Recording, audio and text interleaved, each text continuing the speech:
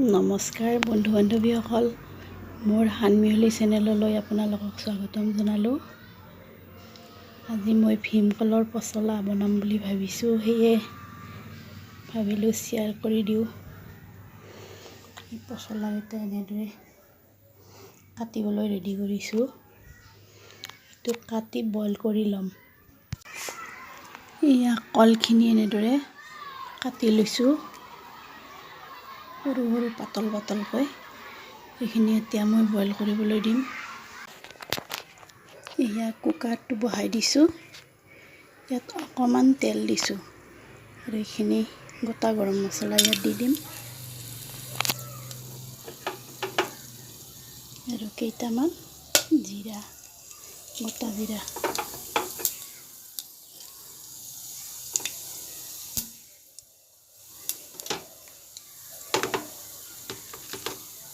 এতিয়া ইয়াত কলখিনি এনেদৰে দি দিম।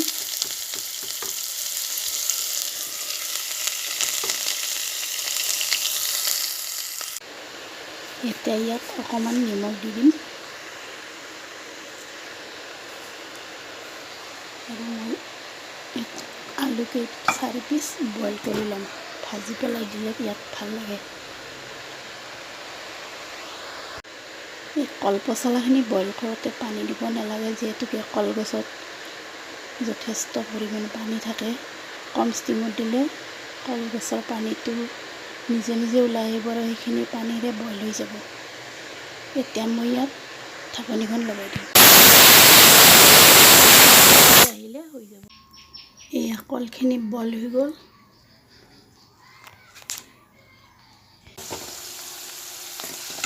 আলু কেইপিচ ভজা হ'ল। এতিয়া ইয়াত বইল কৰি থোৱা বুটকেইটা দিম।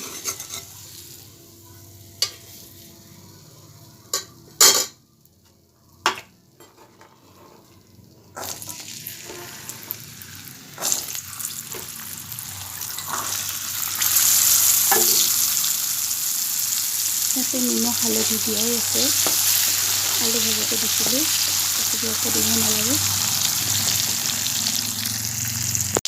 এতিয়া ইয়াত ডাঙৰ ডাঙৰকৈ কাটি থোৱা পিঁয়াজখিনি দিছোঁ আৰু নহৰু এনেদৰে ৰুকি দিছোঁ। এইখিনি প্ৰায় 2 মিনিটমান ভাজিলে হৈ যাব। এয়া পিঁয়াজখিনি ভজা হৈ গ'ল। এতিয়া ইয়াতে মই পচলাখিনি দি দিওঁ।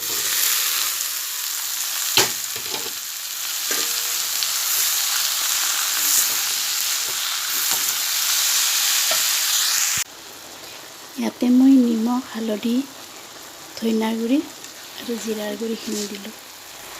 বিশেষ মছলা নিদিওঁ, যিহেতুকে গৰম, কম মছলাৰে খাম।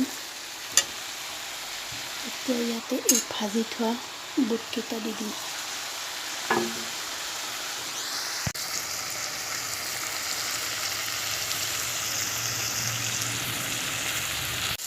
এইখিনি হৈ গৈছে। এতিয়া ইয়াত ধুই থোৱা কিচমিচ কেইটামান দিম আৰু এই আলু ৰাখিছিলোঁ ভাজি, সেইখিনি এতিয়া ইয়াতে পেলাই দিম। এয়া কল পচলা ৰেডি হৈ গ'ল। ভিডিঅ'টো চাই কেনে পালে নাজানো, ভাল লাগিলে লাইক কৰিব, কমেণ্ট কৰিব। সকলোৱে ভালে কুশলে থাকক, তাকেই কামনা কৰিলোঁ। বাৰু তেন্তে আজিলৈকে এৰিলোঁ।